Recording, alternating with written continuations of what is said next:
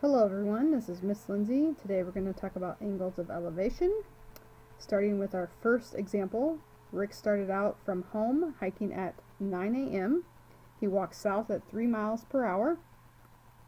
At noon he turned east and walked at 2 miles per hour for another 3.5 hours. How far was he from home? And what angle is formed by his eastward path and his path straight home?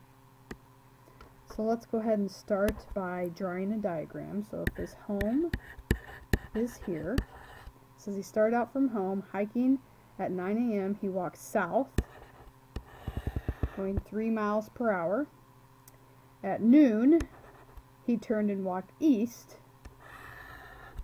He walked south and then walked east at 2 miles per hour for another 3.5 hours. How far was he from home? So in other words, if we draw from home to our letter E there, we're looking for that x value. Since he's going south and east, we're assuming that forms a right angle. Now it tells us that he left at 9. So he left at 9 o'clock, walked south for 3 miles per hour, and at noon, so he walked from 9 to noon, so that's 3 hours, at a rate of 3 miles per hour. So using distance equals rate times time. His rate was 3 miles per hour and his time was 3 miles per hour, so that gives us a distance of 9 miles. Then he walked from noon, he walked east at 2 miles per hour for another 3.5 hours, so distance equals our rate of 2 times 3.5. He walked a total distance there of 7. Using Pythagorean theorem, 9 squared plus 7 squared will give us x squared, which we get that to be 81 plus 49, which would give us 130. And take the square root of both sides, which would give us square root of 30. So x is approximately 11.4 miles. We are also asked to find at what angle is formed by his eastward path and his path straight home. So they're looking for this angle. And using our information, we have all three sides. If we use the given information of the 9 and 7, across from that, that would be our opposite and our adjacent side. So using SOHCAHTOA, that would give us the tan of y equals opposite over adjacent. And recall, we'd have to do the inverse of tan of 9 over 7, and that would give us approximately, rounding to the nearest degree, 52 degrees.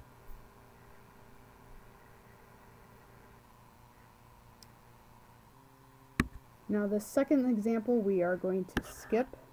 This is actually a law of sines problem, so we are going to skip this problem and move on to example 3. Here we have a kite on an 80-foot long string. It is flying at an altitude of 72.5 feet. A wind gust moves the kite so that its altitude drops at a rate of 0.5 feet per second. Find the change in the angle of elevation of the kite after 10 seconds. So let's just draw this first scenario again. A kite on an 80-foot string is flying at an altitude of 72.5 feet. So here's our string, here's our kite. We know the string is 80 feet long, and it's flying at a height and altitude of 72.5 feet high. Okay. It's wanting us to find the change in the angle of elevation. So for finding the angle of elevation of our first scenario, again we have opposite over hypotenuse, opposite hypotenuse, which gives us, so using opposite over hypotenuse, that would give us sine of x equals 72.5 over 80. And again, please make sure that you are checking this in your calculator and that it should be in degree mode. So we're going to put in the inverse of sine, 72.5 divided by 80. And that gives you approximately, and it should be 64.9. It says round to the nearest tenth, so that would give us 65 degrees, following our standard rounding rules. But we do also have another scenario here. It says a wind gust moves the kite so that its altitude drops at a rate of 0.5 feet per second. Find the change in the angle of elevation after 10 seconds. So it's dropping 0.5 feet per second for 10 seconds. So our kite, the string is still going to be a length of 80 feet. So here's our kite. Now the altitude is dropping 72.5 was the original altitude, but it's dropping at 0.5 feet per second, and we have 10 seconds, so 0.5 times 10. So in other words, 72.5 minus 5, which would give us 67.5. And again, we're looking for the angle of elevation. So we would do sine of y equals 67.5 over 80. Taking the inverse sine. And rounding to the nearest tenth again. That would be approximately 57.5. And reading what we're looking for again, says find the change in the angle of elevation of the kite after the 10 seconds. So initially the angle of elevation was 65 degrees. After 10 seconds, it then became 57.5. So we need to find the difference, the change in 65 degrees minus the 57.5 degrees, which gives us a change of 7.5 degrees. And again, please make sure that you are checking to see how to do this in your calculator. As we've been doing in the previous sections, make sure it's in degree mode and that you're actually entering in at your calculator so you're coming up with that exact same measure that I am. Moving on to the fourth example. Here we have the roller coaster car shown in the diagram takes 12.7 seconds to go up the 23.2 degree incline, which in other words is AH, and only 1.1 seconds to go down the drop from H to C. Let me go ahead and move over this diagram. We want to find AH. Okay, so let's take a look here. One more time. The roller coaster car shown in the diagram takes 12.7 seconds to go up a 23.2 degree incline, and only 1.1 seconds to go down the drop from H to C. Find AH. Well, in this case, we know that we have the 23.2 degrees as the angle of elevation. From A to B is 193. We have a right triangle, so we can actually find the altitude of triangle AHB, we'll call AHY, using 23.2 degrees. We have the adjacent side and the hypotenuse, which would give us cosine of 23.2 is equivalent to adjacent, which is 193 over the hypotenuse of y. Cross multiplying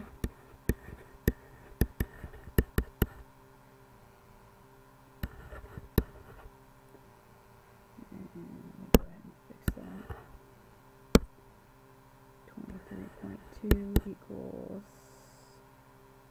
193, and then dividing, or if you recall means and extremes, you could just realize that you could switch those two values, and rounding to the nearest thousandths this time. Again, please plugging this into your calculator in degree mode, you should get that to be 209.980 feet.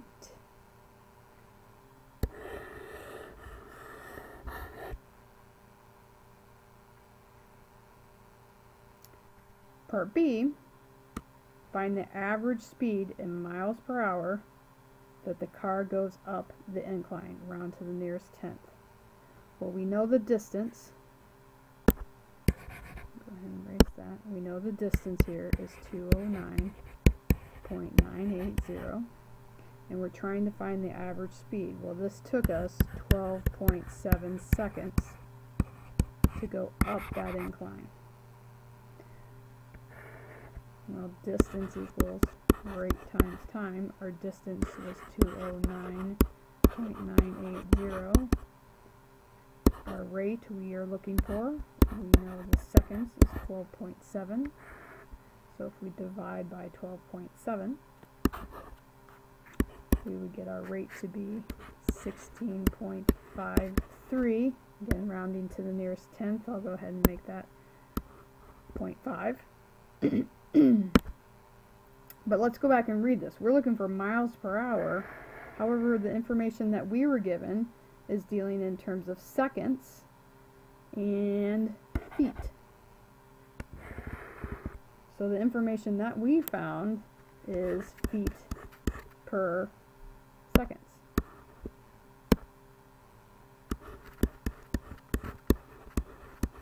So we need to convert that to miles per hour. We can do this by taking the 16.5, multiplying that by 60 twice. So we can convert it to minutes, then to hours. So if we do that calculation, we'd get that to be 59,521.89. So we converted the 16.5 from seconds into minutes then hours, so this is now going to be feet per hour. Now we have to do the conversion of feet to miles per hour.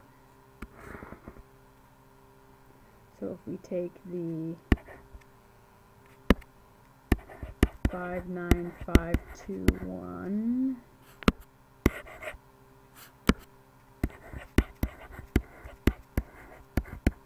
.89 and we divide it by 5,280, we get that to be approximately 11.3. And why are we dividing by 5,280? If you recall, 5,280 feet equals 1 mile. So now we've taken this and we've converted our feet to miles per hour. At this point in time, I'd like you to take a look at these two parts again, A and B.